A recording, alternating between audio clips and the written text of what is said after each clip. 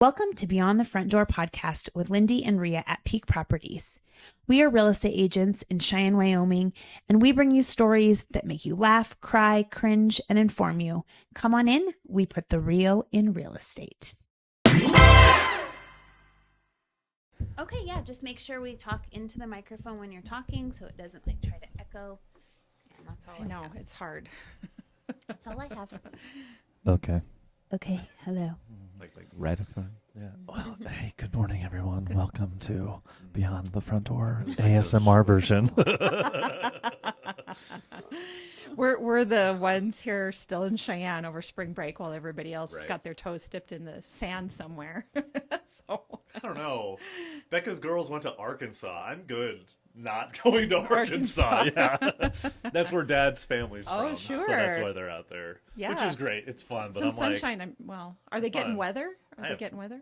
I have no idea. You don't know. I don't. Okay. Look, they're not my kids. Like, this sounds so You're bad. so But the full second of they're it. out of their house, I'm like, I don't. Says the guy who couldn't schedule a call with me because the kids were sick. It's true. He was home taking care Well, of yeah, them. but when so- they're home, Okay. they're my responsibility. The second they're outside of my house, and in all sincerity, I literally have no responsibility for them. Okay. Legally, financially, any of that. When they're within my household, there's a lot of responsibility.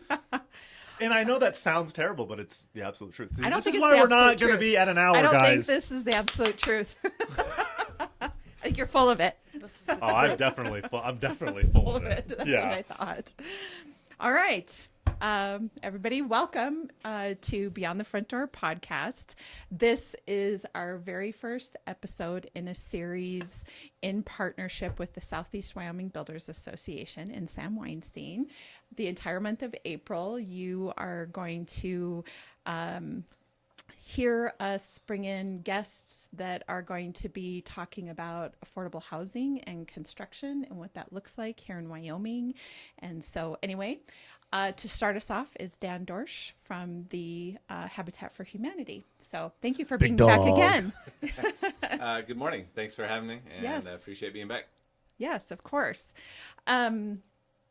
We've had you on before, and usually we have our guests tell us a little bit about themselves. So I wonder, like a quick refresher, maybe just how long have you been with the Habitat for Humanity? What's some current projects that you have going on? You have a fundraiser coming up, although by the time this airs, it'll be over.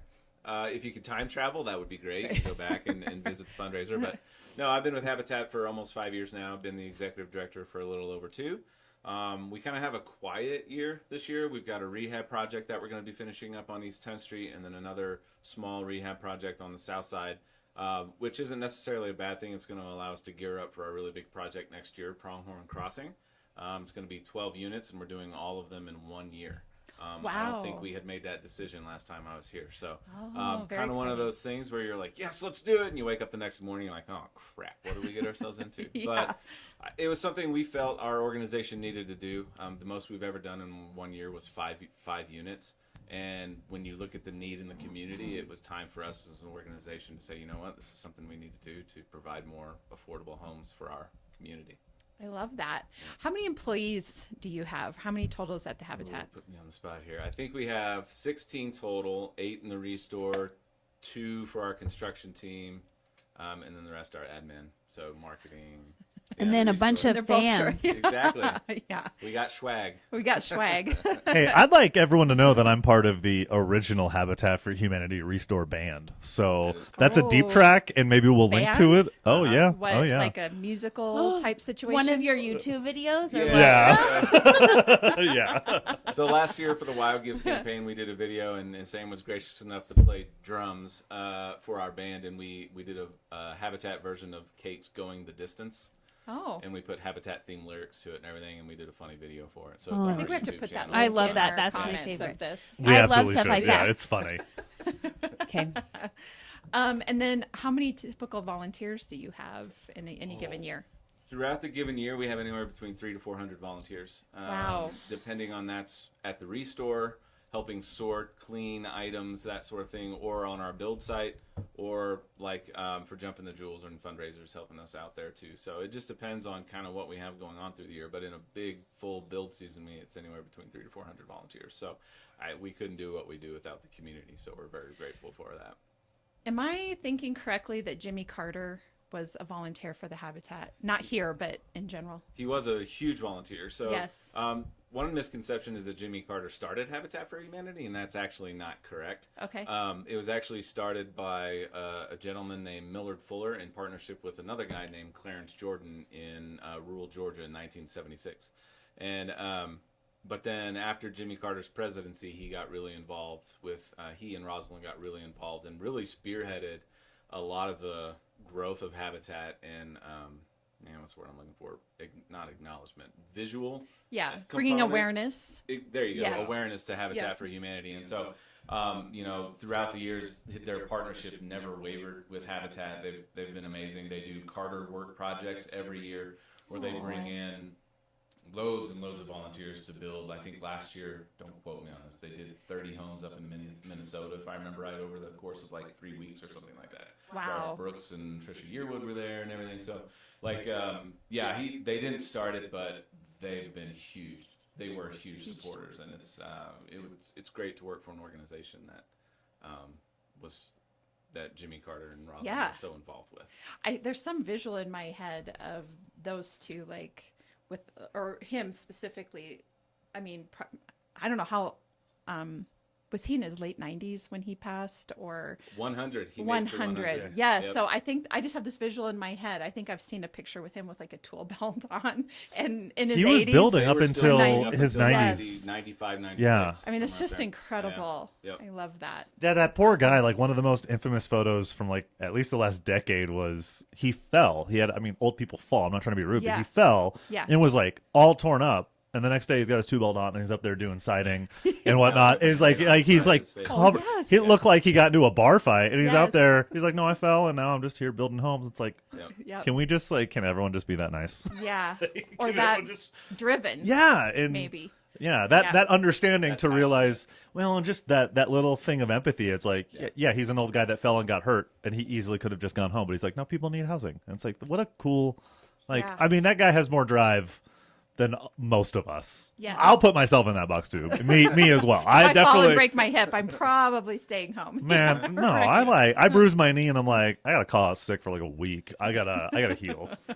Well, seriously, I think once you're out of the hospital there, Sam, then it just Speaking no from- holds bar. Speaking from the two people at this table who recently had ankle injuries, Oh yeah, that's you and you, both in the Yes. last year. Oh, Yes. and no, mine was like 2 years ago. Okay, It's well, been it a felt- while. it felt Mine was Wow. right Hers- about a year ago. Hers was like a year ago. And it was really glorious. Too. You I guys just kept fell off the going? step in my house. Mine, yeah, mine was from walking. Sober.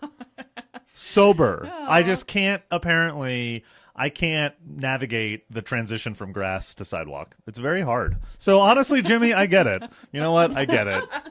We've come full circle.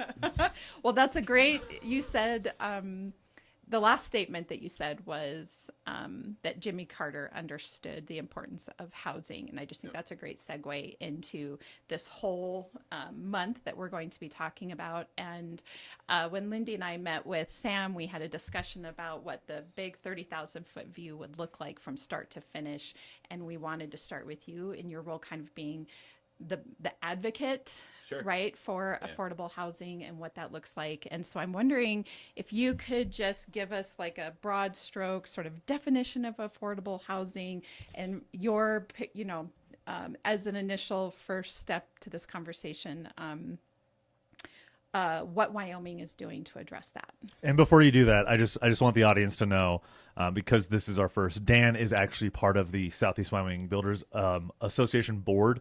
He is actually our advocacy chair. There we go. So, and the specific reason that Dan was selected for is because his job day in and day out is advocacy for housing anyway. Yeah. So I feel really good when I ask people to do things for me when they don't really have to do that much extra. Now, granted, he does a lot more extra, but I just wanted that to be thrown in. Thank you. Yes, I appreciate know. that. Oh, come on. It's on record. I am joining his board. We're in negotiations right now. His people are talking to my people. Yeah, and- my attorney, I believe, sent your attorney. yeah, an we're email. working on the contract right now of what that. But I just want that to be known because Dan has a very good understanding, not just of advocacy from the standpoint of socioeconomic status, but also from being a builder. And you were in the Parade of Homes last year. You're building Pronghorn Project. So I just really think it's important for that context before you get into the. Appreciate that. Sorry, I like to. No, sorry. I like to brag on my board because I surround myself with incredible people. Think I do a lot. I don't. It's everyone else. It's true. I don't. Anyway.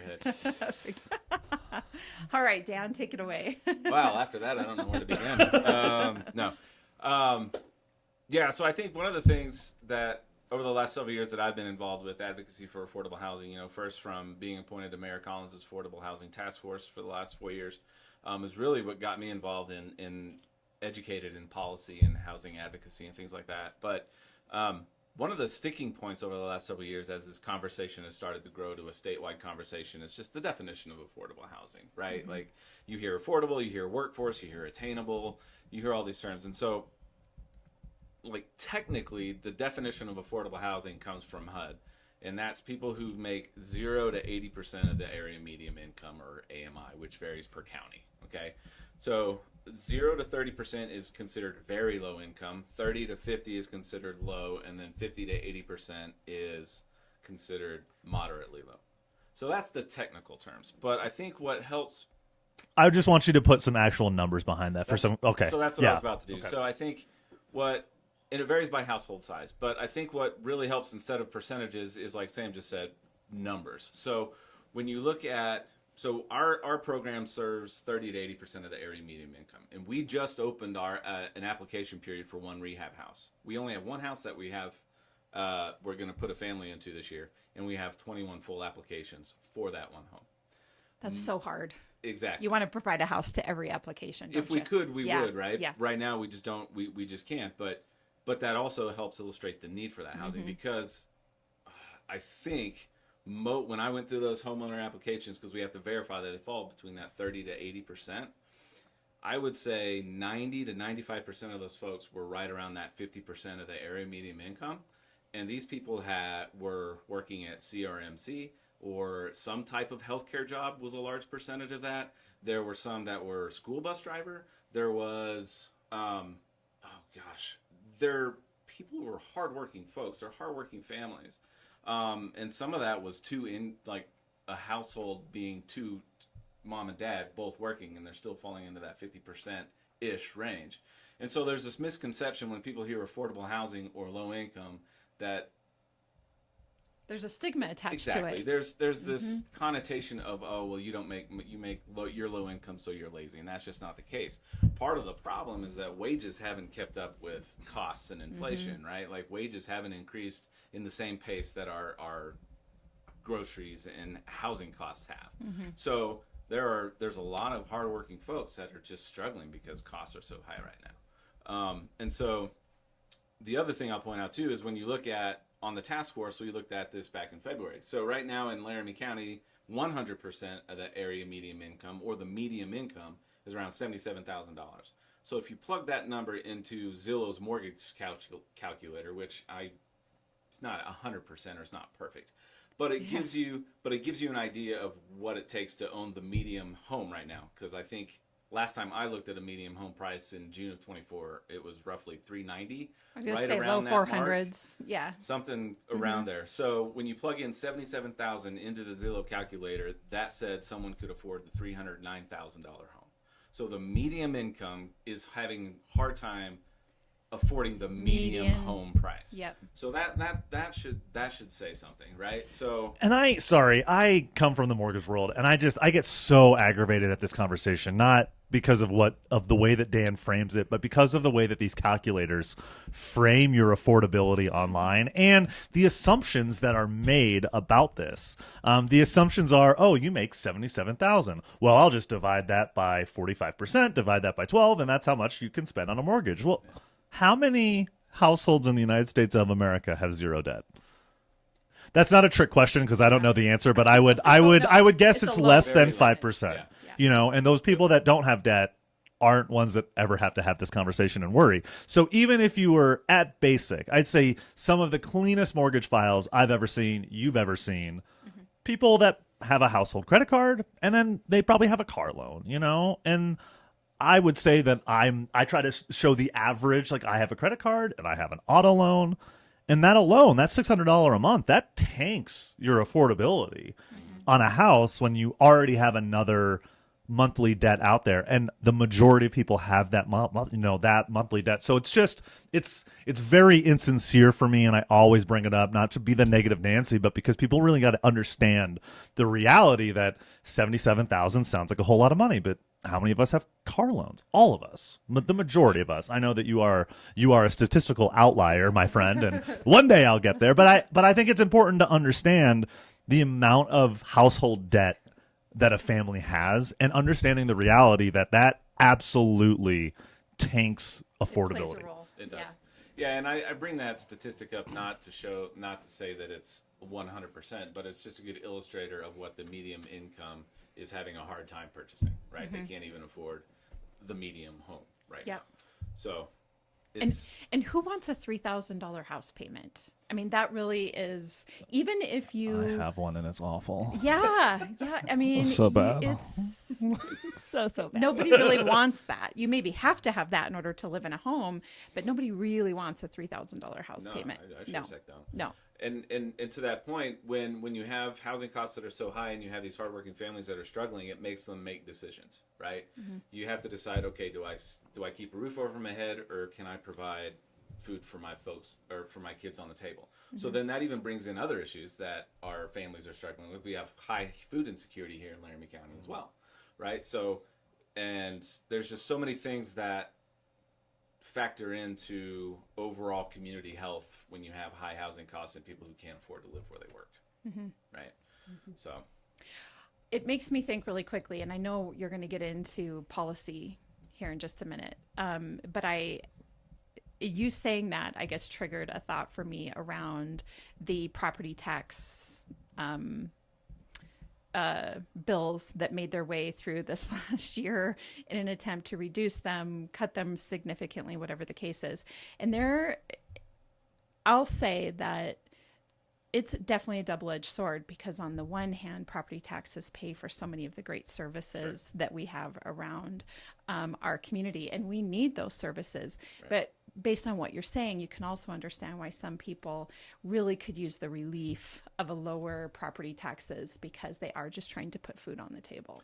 yeah, absolutely. You know, like most things, there's not one easy answer. No. Otherwise, we wouldn't be having this conversation, right? So it's multifaceted. But I think from my point of view and my perspective is, like, me personally, I'm very blessed where my wife and I are right now. I don't need a reduction in my property taxes, right? Right. So when you look at who would benefit from that, that's where I felt it should have gone, and I thought they had already addressed that. You know, like senior citizens who are on fixed income, disability, that type of thing, they're struggling with increased property taxes because they're on fixed income. My own aunt and uncle who lived in Kansas, that happened to them. They sold their house in Kansas and moved to Oklahoma because they couldn't afford the property taxes because they were on a fixed income. Right. So I think you have to look at it from who needs the reduction, not just a blanket everybody. And that blanket was really frustrating. Just to give the average perspective, they didn't outlaw rental properties. They didn't. I mean, there is no. To your point about the blanket, there was no surgical precision to make sure that the people that needed the relief were getting the relief when. And again, I'm open and I'm fine saying this. I own a rental property. Do I need tax relief on my rental property?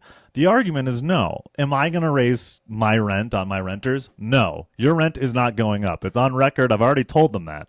My question is, though, to Dan, and I don't even mean small-time landlords, what does that do to people that own multiple properties? Now they're incentivized and they're getting a benefit that they don't necessarily need, and they don't pass it on. No, why? Well, and why would you? And I'm not trying to be like money grabbing here, but like, why would you? It's the same principle when we talk about, and this is maybe a really good transition of, that's great that we're incentivizing people and we're lowering their tax burden, but is that making its way to the people that need it? The same way that, are we legislatively in our state doing the right things to make sure that the people that need the support the most are getting that support? I'd argue the quick answer is no, that maybe that's a good transition, Dan, to get into that conversation. Yeah, I would probably agree with you, Sam. I don't, especially this past legislative session. They had some opportunities to really look at some. There were 8 housing-related bills that were introduced into, or excuse me, they were received for introduction. And of those, They were part of the interim topic too, and I know we discussed this on a, not all of them were, but housing was a huge interim topic. That's more than half. I think that's an argument that it's interesting that in the interim this was such a priority, Right. and then it gets to session and it was skirted to the side. Well, the dynamic this year was different. That is, ooh, you're getting very good at hosting a podcast. The dynamic this year was different. That is a factual statement. I can't disagree with that. In a very nice way. I would agree with that as well. But at the same time, what I heard was a lot of the legislators heard from their constituents in their own communities that housing was very important to them. And they really didn't discuss a lot of those bills. The 2 they did discuss was Senate File 40, the zoning protest petition bill, which actually made it out of the Senate, made it into the House, and then unfortunately on the 3rd reading there was an amendment added to that bill that had nothing to do with the original bill. And we do talk about that later with Brett, correct? I think we talked about it with Brett, but we also talked about it with Gunner, I believe, yeah. too. Okay, We've definitely so discussed for those that. of you that are listening, there'll be this a is cool. This subsequent- is going to start coming together. Yeah. Interesting. Anyway, go ahead, Dan. Sorry. But no, there were some other ones that weren't really talked about, like Sam mentioned, that did go through the interim session. They either came from the they all came from the Corporations Committee, but there was a few that were discussed by the Regulatory Reduction Task Force as well, and then sent to the corporations for the actual drafting of the bill because the task force couldn't draft their own bills. But when you look at what to do to try to bring costs down or at least increase supply, there really needs to be good partnerships from city, county, all the way to the state, and even the federal level, okay? Especially when it comes to affordable housing, because right now in Wyoming, 95 to 97% of the funding for affordable housing comes from the federal government, from HUD, the National or the Treasury Department, and the National Housing Trust Fund. Those all go to the WCDA, who then administers them through their programs such as LIHTC, or the Low Income Housing Tax Credit, the Home Program, First-Time Home Buyers Assistance, and a few other programs, right? So not one single thing is going to solve everything. Mm-hmm. It's got to be these partnerships between municipalities and counties in the state to work together to help with this housing issue. And that's what some of these bills were going to do. They weren't huge things, but they were little things. And when you take some of these bills from, and I'll get to an example of them here in a second. If you take some of these bills that the state did with, especially some of the things that Cheyenne has already done as far as eliminating density maximums for multifamily housing, eliminating single lot minimums, reducing parking, eliminating 30% brick and stone requirement, right? When you put these little things together in tandem, they start to make a bigger difference, right? So one of the bills I'll mention that didn't get introduced for consideration. There you go. Thank you. Mm-hmm. Sorry. I spend a little time up there. What can I say? All right, go ahead. I'll mention 2, three in total. But first one was House Bill 88, which was multifamily single stairwell exit bill, which would have allowed for a multifamily story to up to 6 stories to have only one single stairwell exit. Typically, you have multiple or 2 exits on these type of properties, which then makes them larger. You have to have more land for it. So what this bill was really trying to do is incentivize, at least from my perspective, incentivizing infill that's already surrounded by city infrastructure, and then you're allowed to go higher and add more units on smaller land, right? So was that like a fire code issue? Would that have been a... It was and that was brought up. Okay. I believe I wasn't there for every conversation, but somebody had mentioned to me that the fire marshals weren't in favor of it. Mm-hmm. But there was a gentleman who spoke at a couple of the committee meetings from the Pew National Institute or Pew Charitable Trust. I can't remember the exact title, and they had done a lot of research on these things and used examples from across the country where fire deaths had actually gone down by implementing this single stairwell. And when you think about what it looks like, the example I use is think about how a hotel, Holiday Inn or Hampton Inn looks like, right? Elevator in the middle, stairwells on the either end. side. So if your room's right next to the elevator, you've got a long way to run to get to that stairwell.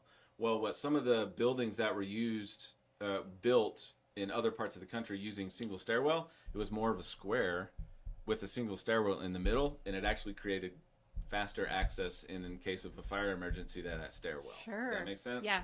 So that's like where it came from. But then when you add that bill in with some of the stuff that Cheyenne has done to allow more density on infill, then you're adding more pieces of the puzzle together, right? Okay. Same thing with House Bill 68, the tax incremental financing bill. So right now you can, cities through state statute can create a urban renewal authority. Then they have to determine, right now you have to meet conditions of blight to create a URA zone.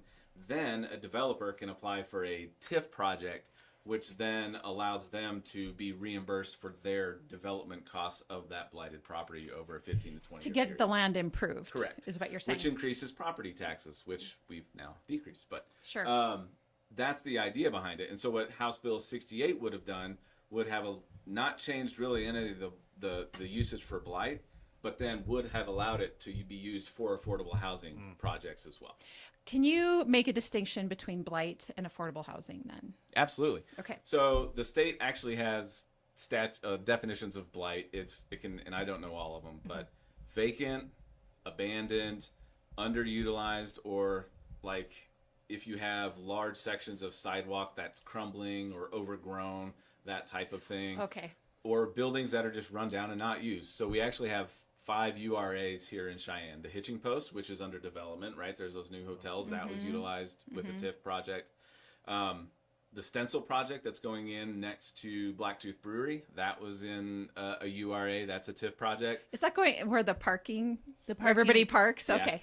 And that I'm not going to building- complain about that. I'm just asking. But that was part of the URA because that It looks building- beautiful. Yeah. The renderings and everything. Well, not only that, I mean, like, what an opportunity to take, like you're saying, take a vacant lot and be able to build on it and build up. And, you know, it's funny that I've sat at Blacktooth and people are complaining that it's going to ruin their view. And my response is, you do realize that the amount of people that are going to be there, that are What going was to come your in view? here. That's what I'm like, I literally looked at them and I was like, I mean, the newspaper is an okay building. I guess you can almost see the original West Edge building that is now Railspur, but I don't think you see that either. It's just, I don't know. it's just we people- love our wide open skies, and I get that, you know, but we also have to understand that what else were we doing with that? It was parking. Yeah. I will complain that I And have to majority park. of the time empty. I have to walk a block like- now to yeah. go to Blacktooth. Well, and it wasn't like it was full all the time. No, but I mean, look at like what an opportunity. And I'll say 10 years ago when I moved to Cheyenne, places like that didn't exist, and that's exactly where I wanted to live. Yes. I wanted to live downtown when I I've moved heard that to a lot. when I moved to town. Because judge me if you want, I want to be able to stumble home drunk from bars because I'm a young kid, I'm moving to Cheyenne, it's got a fun downtown, love Fridays on the Plaza. Like we have all this stuff, you know, so what an opportunity now to have housing downtown, and people most likely that don't have disposable income use a lot of their disposable income going out to eat and drinking downtown. So just building that, I mean, the amount of revenues, we were taught to not use tax. The amount of revenues we're going to receive from projects like that are massive, you know? Yeah. So I'm sorry, Dan. And okay, it's so taking an the blight. underutilized, lower property tax base and going to be increasing that for future revenue streams, right? So And then addressing the affordable housing. correct. Yeah. That project is going to be market rate housing, but it's going to be adding supply, right? That we're behind. And then, You like said, Sam yeah. said, oh, go ahead. Nope. I was just trying to help you. So I was just like part of what our problem here in Wyoming is we're not building the type of housing that the younger generations want. Like Sam said, it's closer to downtown, smaller, lower maintenance. You know, so those opportunities. That's what infill can do as well. You're going to lower long-term maintenance costs because every time you add a subdivision 2 miles or 3 miles from the city center, you're adding miles of sewer and road that the city is going to be having to maintain down the road, right? So utilizing those infill opportunities to build up instead of out can really help lower long-term costs for the city, but then also with these other tools like the TIF and single stairwell, can give some builders the tools to actually take advantage of it, because it's just so expensive to do it right now. And I think that's something that people may not understand, is just really how expensive the development costs are. Yeah. I was thinking, and I think it was in our conversation with Gunnar that'll be later, is I think the constant battle that I feel, and maybe I'm off base as it pertains to this conversation, but it's the balancing our Wyoming traditional, conservative, old way of doing things with meeting the current need that we have, and what does that look like. And I think when we really sit down and have conversations like this, when you hear, there's a lot of those values that can be applied to what you're saying in terms of affordability, less strain on city infrastructure, taking advantage of those blight properties, and like everybody's being really creative to try to come up with a solution. Just because this is a building that's going to go up and not out, and we're going to put more people in a have a higher density in a small area, doesn't mean we're compromising on those traditional values, I guess is my point. Yeah, I would agree with that. I think the utilizing those techniques and those building styles aren't compromising Wyoming values. As a matter of fact, they're enhancing them. Exactly. Yeah. They are. They're allowing, there's a lot of I had this conversation with one of a senator about the housing during right before the session, and it was like, she wants more housing because she wants her kids to stay here, and we're not creating those opportunities for our youth to stay here in Wyoming. And so if you're talking about growing Wyoming values, well, it should be keeping the ones growing up in those values here. And they're just not. They're leaving for other opportunities. Because they're maybe still living at home, and they're in their 20s and want to be able to get out and live on their own. Right. Right. They want to. It's just hard to find a place for them to afford do that. here. Exactly. And so, Well, that's a very good point about, we're not trespassing, if you will, on Wyoming values. We're actually trying to enhance them. Yeah. Mm-hmm. Well, and I think it's about bringing to the table the individuals that are going to be most impacted by these types of housing and seeing what their perspective is. I recall, and I'm not here to witch hunt and point fingers, I remember all the work we were doing with City Council about density minimums, lot size, product, all of that. One of the conversations was about lot sizes and reducing the lot size. And we even did the math and brought it to City Council about, hey, this existing neighborhood in Cheyenne has X plots. If we were to change the square footage by 2,000 square feet on every single one, here's how many extra houses we can get. And we had a council member openly complain that this is not the type of housing that they would want to live in, or not the type of housing their family would want to live in. And we had to kindly remind the council person that this is not for you. Right. You need to understand that I also don't want a neighbor that is 4 feet from me. But if that's the house that I can afford in a neighborhood that I can afford, you bet your ass that I'm going to buy a house there. Mm-hmm. And I think there's a lot of people in that category that have realistic expectations for what it is that they're able to buy. And I think there's a discrepancy between lawmakers thinking what people want and just the reality of what people just need. Well, it is kind of human. I'm sorry, Dan. No, I do think it's kind of human nature for us to put ourselves in other people's shoes and look through our own lens. But I do think it's important. And we talk a little bit, Lindee and I we just had a couple of kids on a couple weeks ago talking about the different generations and sort of some of the things that they're facing in terms of not housing, but just the overall outlook of Gen Z, for example, and Gen Alpha that's coming up. And I do think it's important. And it's a conversation I have with my mom all the time, who's a boomer, right? So you got boomer, Gen X, millennial, Gen Z, Gen Alpha. And I do think it's important for those of us that are on the older end of the generations. I'm not including myself in that, by the way. Actually, I do need I'm to. talking about someone else. I am talking about somebody else. But anyway, that times are changing. And It's not assuming the that same. you know what they want. Yes. Just because it's not what you want right now. I feel like I need to look this up because I'm always the one that's like, I want sources and I want facts. But this is probably the first time in recent history that the older generations are doing better than the younger ones, and the younger generation's outlook on life is far, far darker. I don't want to, we always joke here that we're not trying to be sad Sallies. But I think it's important to understand that this is the first time that we always want our children to have a better life. And they factually, quantifiably do not have those opportunities anymore. And it's not one issue. It would be very insincere to sit here and point at one thing and say, this is the reason that we're struggling right now. And I think that's the big conversation that I'm looking forward to over the next month with all of these recordings is all of these things are so interconnected, and we have to understand it as a community. And I think that that's something, at least from my perspective at SEWBA, that we're trying to do is this educational aspect of, man, yeah, it's a problem, but guys, this problem is not easily fixed, and this is why it's not easily fixed. And it's hour-long conversation with Dan, hour-long conversation with the commissioner, an hour-long with the city council. Yeah, I mean, all of these conversations, and it's not enough.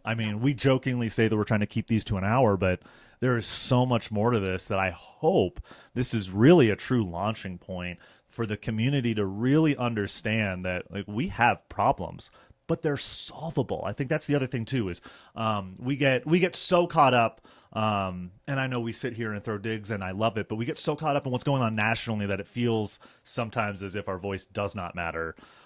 So I'm going to shut up, Dan. Maybe bring us back locally, because you are actually a trivia question we ask in another one of the podcasts about national builders. But maybe let's bring that focus, because we often think, oh man, it's national, I can't do anything. But we have real solvable things here that we are working on through Habitat.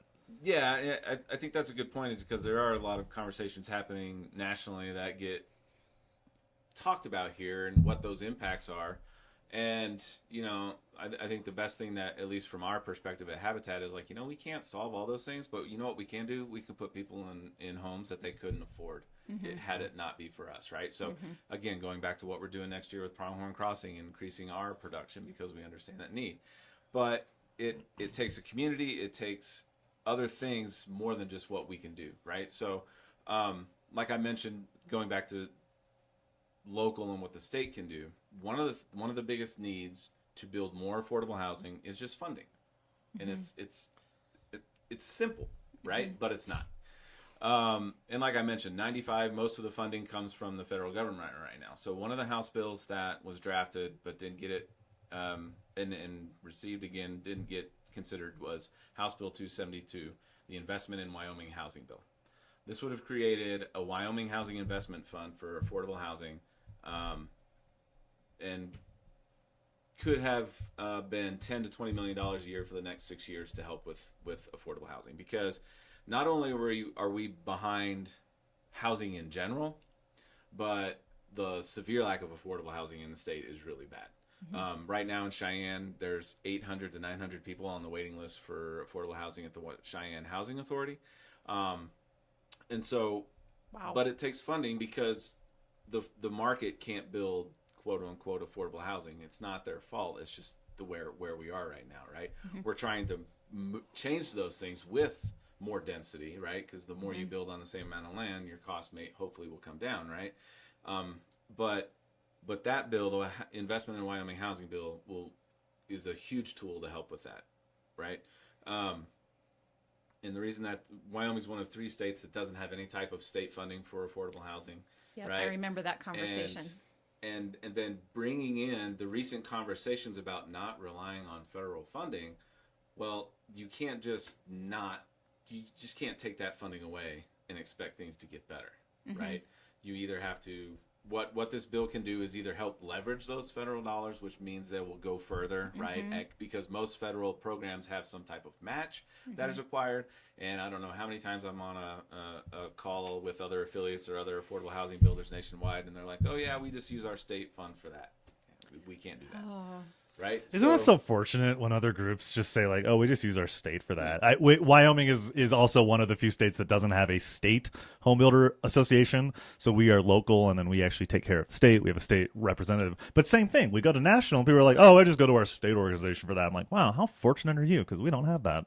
Yeah. And I think what's important to realize why, because why do we need affordable housing? Why do we need this? Why does the state need to spend millions of dollars on helping people afford a place to live? It's It's because when you have people not, if they have to make choices and not spend money, hang on, let me phrase this right. The less you can spend on your housing, the more you can be a part of your community. Mm-hmm. And if you can't afford to live where you work, then that even adds another layer of burden upon you. Because right now we have people driving from western Nebraska and Pine Bluffs that can't afford to live in Cheyenne. You have people who take jobs. I heard the hospital here in Cheyenne had a master electrician say, "Yeah, I want to take your job and move to Cheyenne." Moved here, couldn't find an affordable place to live, moved his family back to where he came from. That's a master electrician. So there's big reasons why we need people to be able to afford where they live to work. It's because they can become part of their community. It helps them have better health outcomes. It helps education outcomes. Mm-hmm. It makes stronger communities to have people not so cost burdened on their housing.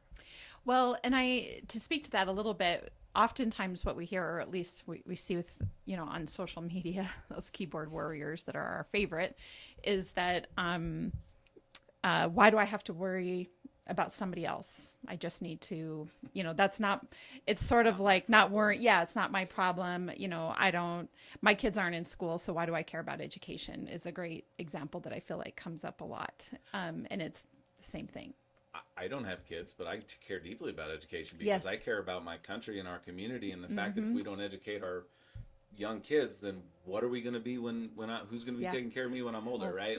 It's that thinking beyond yourself, right? You're talking about we're on beyond the front door. Look beyond your front door and look at, and you don't know what situation your neighbor is going through or what job your neighbor is. And to your point, especially about education, if our teachers can't afford to live here, then that's going to be a struggle, right? Mm-hmm. If the people who, that take care of our core services. Yeah, exactly. We use the term during the pandemic, right? Our essential workers. Mm-hmm. That's what affordable housing is doing. Not just for that, but it's helping with police, fire department, nurses. Like I mentioned, a lot of the people who applied for our program, they're in healthcare. Mm-hmm. And if we don't have those people, that's just going to make everything else that much difficult for us. So I'm a nerd. I don't know if anyone knew that. I know Dan knows that. We're picking up on it. But I just looked this up because I think that this is a very important thing for people to understand from a biological and anthropological standpoint. The key defining moment of a civilization. Do you know what the key defining moment of a civilization that turns them into humanity? It is the first example of a healed, broken bone in a Neanderthal that showed that this individual would not have lived without the support of a community. So what anthropologists state is once you see a civilization that takes care of its weakest, most vulnerable people so that they can survive as well, that's when we've graduated to a civilization, and that's when we've graduated to community. And I think that I don't know how else to create empathy within people, because when you say those words, and I love you guys to death, but when I hear that, I get a fire inside me that just rages, because I sit here and I'm like, how can you not care about your community? To Dan's point, I don't have children. I have 2 girls that live in my house. They're 8 and 10. They're not mine. We make jokes that the second they leave their house, I have no responsibility over them. Which we know isn't true. We know isn't true. But the point is like, I don't have kids, but these 2 kids, I will pay whatever you want in my taxes to make sure that these kids are not idiots, because they need to take care of me, and I want to hire them one day. And I think that this idea that, and I think we discussed it on another episode about empathy, but I'm sorry, man. That's all it is. It's just empathy. Like, if you truly do not care about your fellow citizen, I don't believe you are allowed to call yourself a patriot. And I know that is a very outspoken, huge conversation, but I think it really speaks to the point that we do have a lot of people in our community that are like, well, I don't have kids. Why should I vote on this? Or, oh, I'm not a military person. I have no one going to the VA. Why would I care about that? You only grow your society when you start to care about things that don't actually impact you, the other visual that comes to my mind while you were talking about this, and the word that I'm going to use to describe it is maybe the masculine, a masculine version of it. And I don't know that that's the right word, so bear with me. There's a picture that floats around online all the time of a pack of wolves right, that are in a line and they are traveling to wherever they're traveling. And what do we know to be true about that pack of wolves? The weakest, the wolf that's in the back is not the weakest wolf. It's actually typically the leader, correct? To make sure that their entire pack makes it wherever they're going to go. And as you were talking, I was thinking about that all of us that have the capability to make a difference in our community, we're that wolf in the back. We're the ones that are, I don't remember which wolf is at the front. If anybody can remember who that leader is, I don't know who that one is. But all I know is that typically the actual leader of the pack is behind the weakest wolf in that pack. And I think that that's what our community needs to be doing, is those of us that have the capacity to make a difference have to see ourselves visually as the one at the back of the pack and making sure that everybody gets where they need to go. It's a great analogy. I think you said it perfectly. Okay.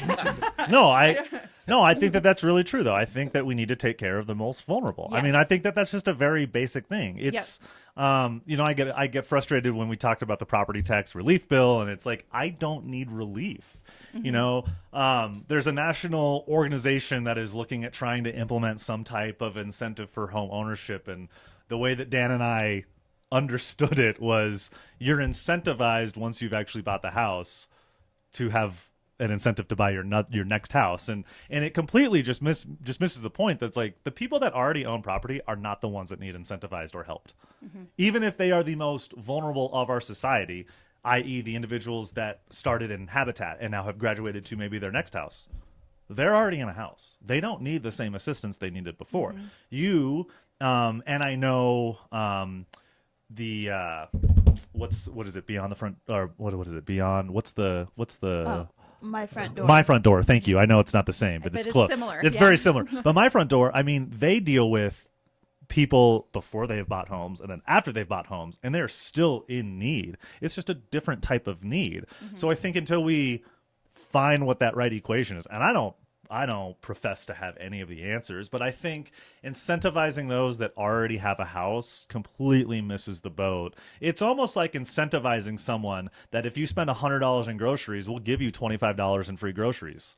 If you can afford $100 in groceries, you probably, you'll take the 20. Anyone will take the $25. But now you're incentivizing someone that can already afford groceries with more groceries, as opposed to.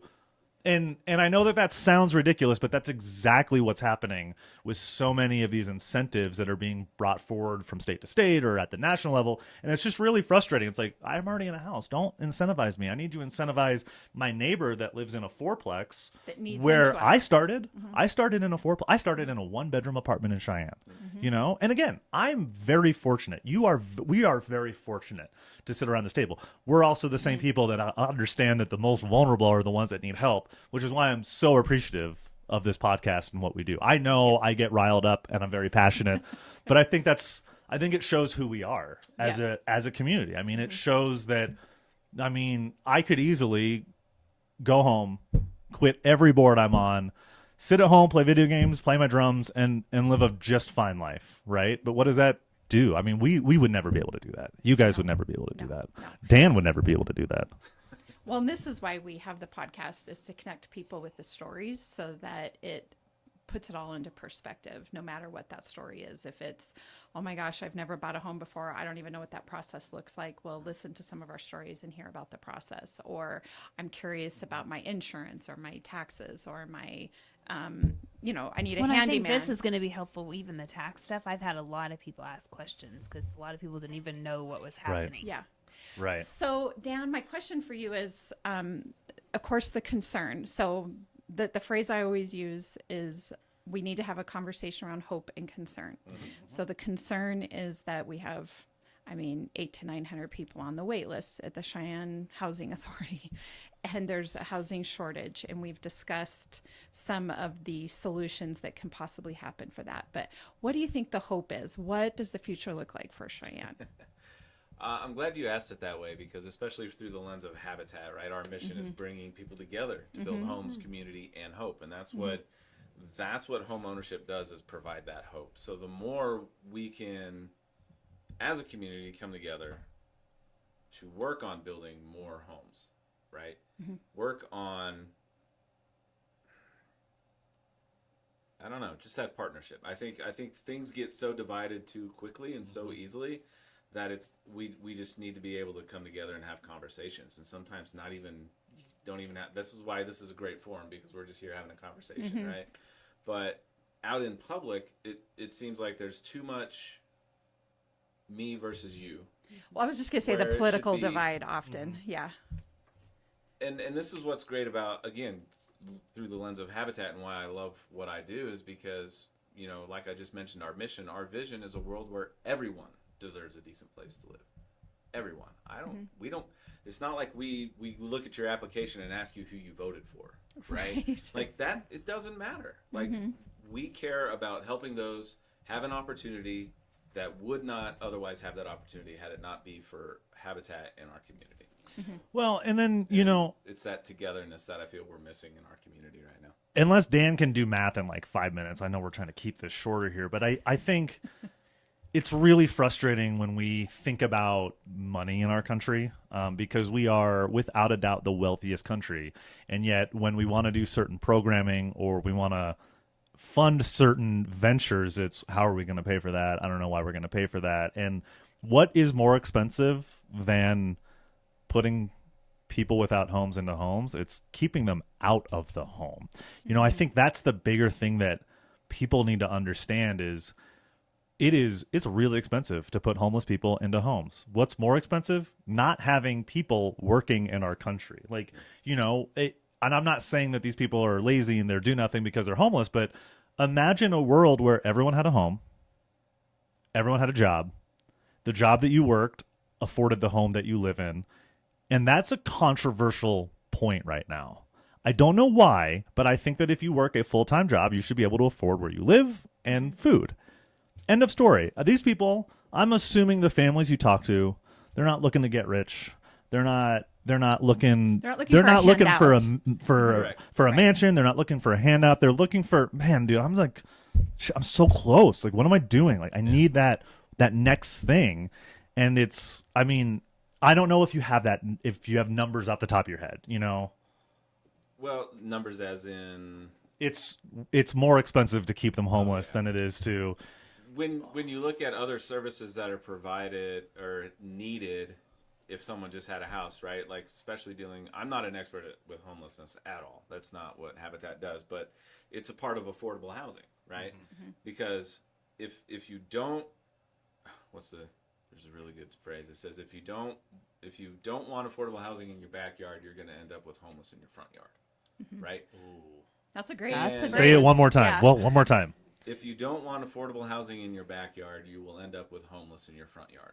Yeah. And to Sam's point, I don't know numbers, but I can tell you that the amount of time and effort that goes into keeping people homeless or trying to not prevent that's not the way to say it. Sorry. But like The services that are needed to help the homeless correct. costs money. Correct. Yeah. And especially the issues that surround homelessness, you know. So yeah, I don't have a number for you, but I can tell you that you are, I would venture to say you are correct. We're spending more it's a better use of our funding to give people an affordable place to live than to not, because especially home ownership, it's an investment in our community, which is why that bill is the investment in Wyoming housing, right? You invest in people and they can give back to your community. And I will end on one of my favorite Habitat stories. It was our 2017 family, OCL and Giovanna, right? When they applied, they were living in an apartment. They weren't in a safe neighborhood. Their kids weren't doing well in school because Giovanna and OCL had to work multiple jobs to make ends meet. They apply, they get their home.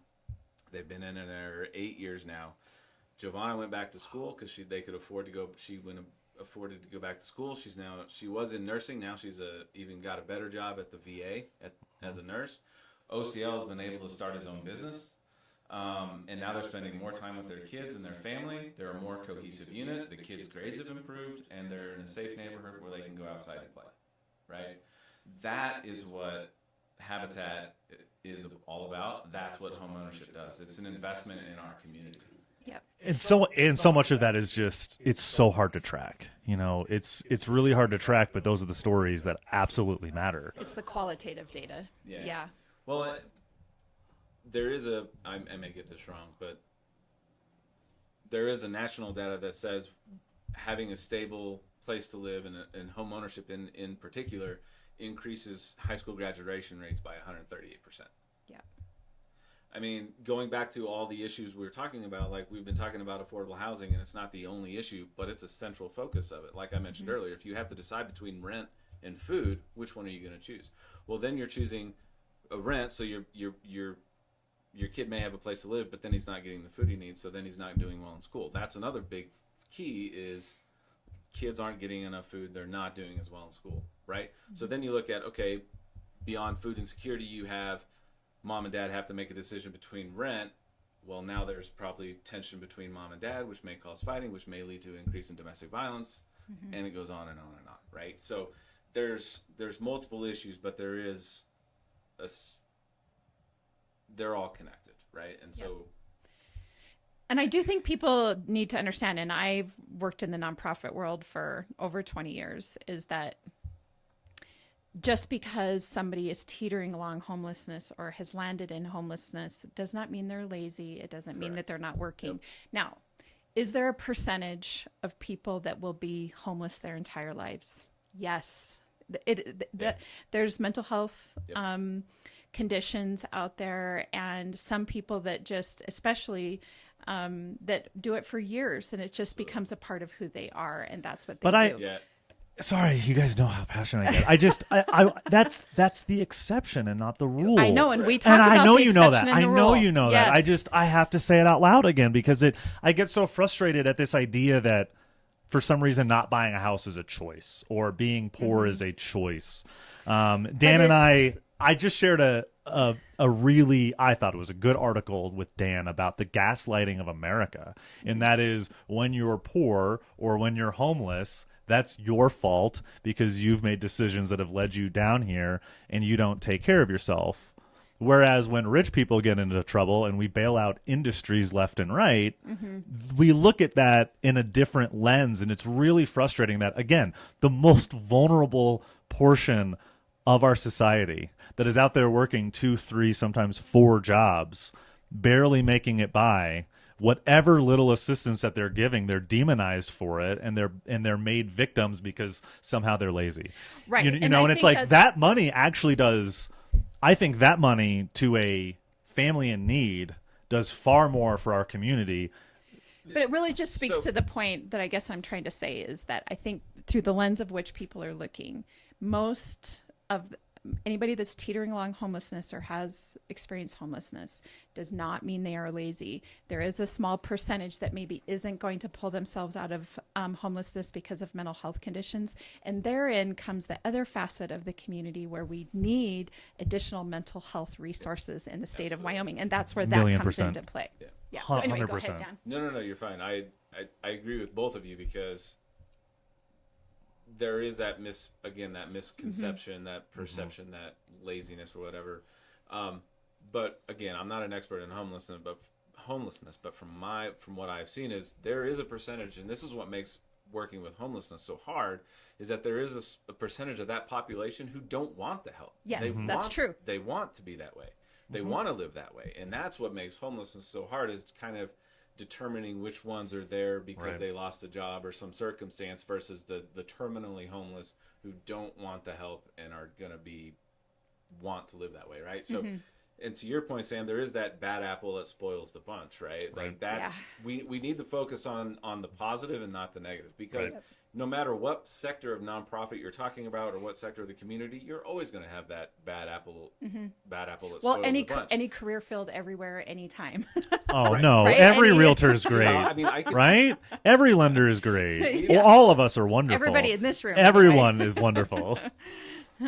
You know, we've had to foreclose on some of our homeowners, you know, and that's unfortunate. But it's a part of home ownership. Sometimes things happen for circumstances beyond anyone's control that lead you down that road. It's a part of what we do, but it's not our focus, right? We're like, oh, that habitat, they foreclose on people. We have Our affiliate, let me specify, our affiliate has about the same foreclosure rate as the national average, right? But what we focus on are Giovanna and OCL. We focus on the ones that have been given a hand up, not a hand out. Right? And that's the important piece too. And the other thing that before we finish up, I was thinking about, do you guys remember, I think it was Oprah that started the series, The Extreme Home Makeover. And they, for a lot of years there, were taking it started off where they were just improving the everyday home for somebody that needed something. And then it grew to tearing the whole house down and building them a newer, better house. And then the homes just kept providing a blessing that was so enormous because the size of the home kept growing bigger and more elaborate, and then they have to take care of that. Yeah, and then they have to pay taxes on it. Yeah, they have to insure it. Blessing was no longer a blessing, right? So it doesn't matter the socioeconomic status of the person. If you're not prepared to receive if you don't have the circumstances to receive that blessing, it's going to be hard to keep it and maintain it, because oftentimes what we know to be true, and I can speak about this from just, let's say, a health and nutrition perspective, you have to change your behavior. You have to be willing to make this change, to change your life, essentially. Now, a lot of people already are there and they're waiting, and that's what I hear you saying. But there is a small percentage out there that changing that behavior or changing that lifestyle, it's just sort of like, we've learned this in Bridges Out of Poverty.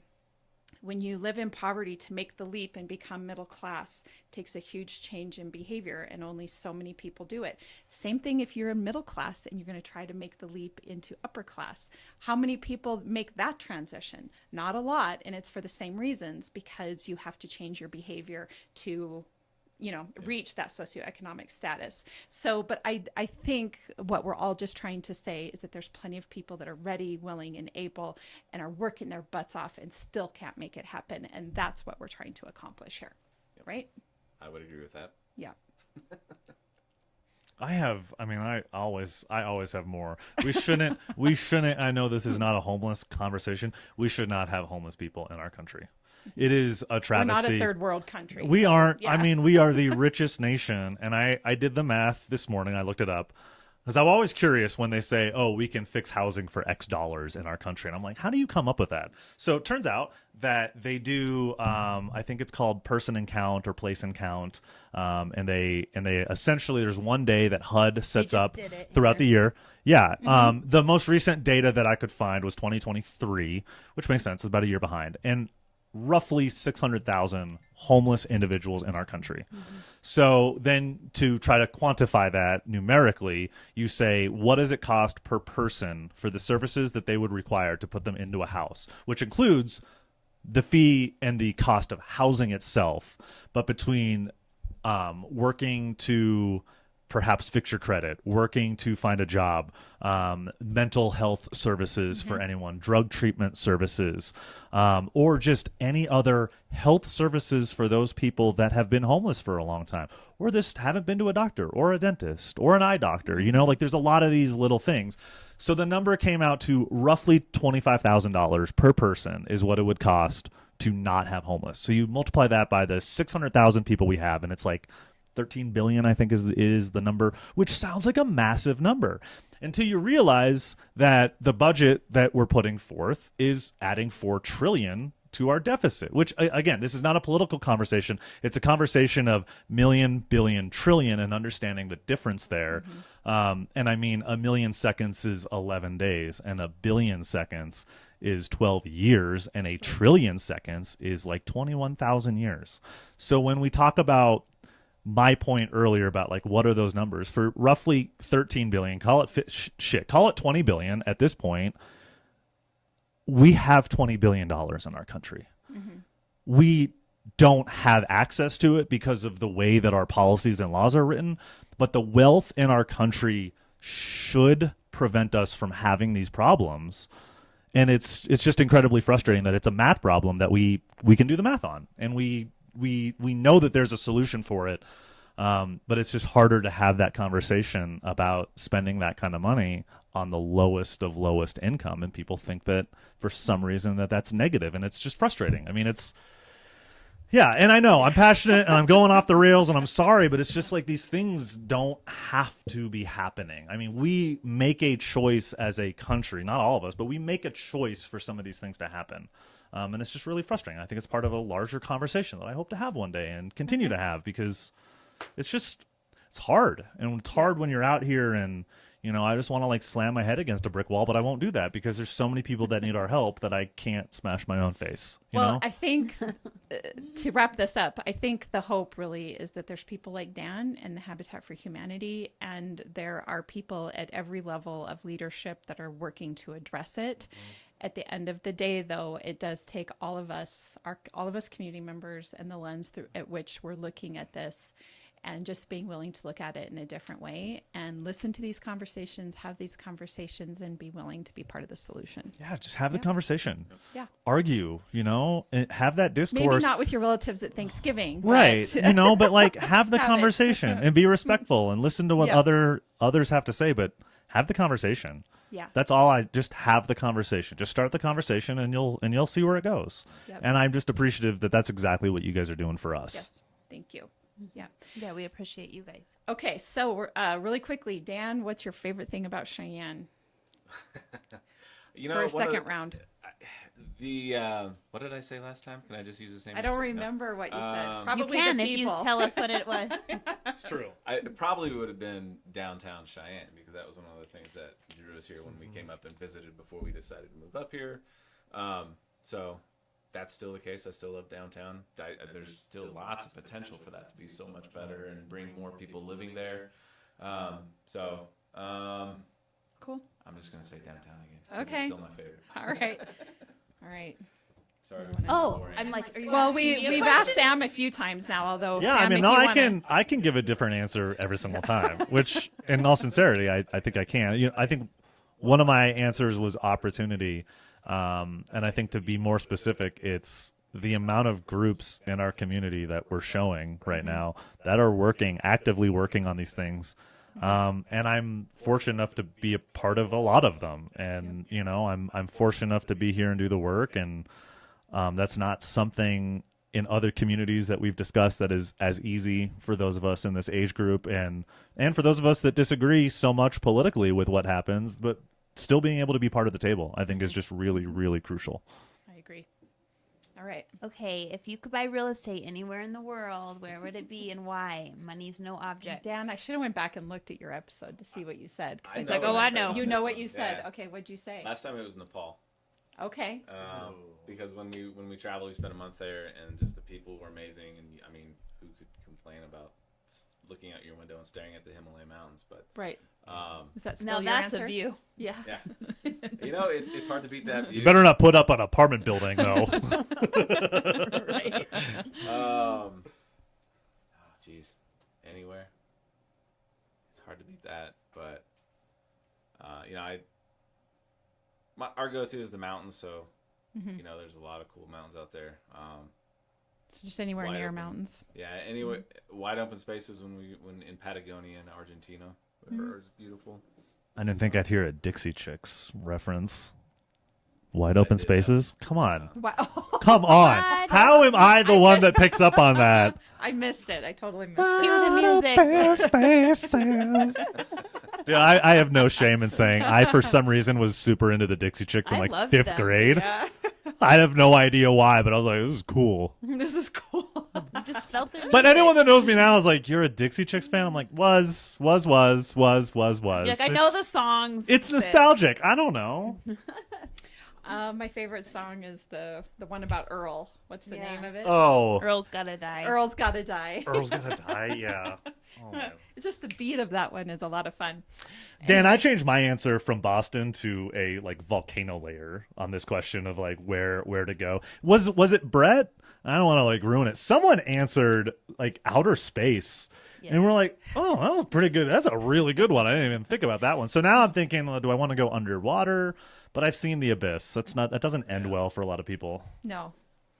All right. Well, I don't know about that. on that note, we Yeah, did run I a little know. bit over again, but that's okay. This was a lively conversation. So anyway, thank you both for being on you. today. We Yes, really thank you. appreciate it. Yeah. And for all of our listeners, as you know, Lindee and I are realtors here at Peak Properties. So if you're looking to buy or sell, we'd love to help you with that. You can find us at www.sellcheyenne.com, as well as all of our social media channels and Beyond the Front Door podcast on YouTube, Spotify, iHeartRadio, and Apple Podcasts. And of course, if you're looking at participating, giving, helping, volunteering, please get a hold of Dan at the Habitat for Humanity. There is a space for you there. We hope you have a great day. All right. Thanks. Thank you.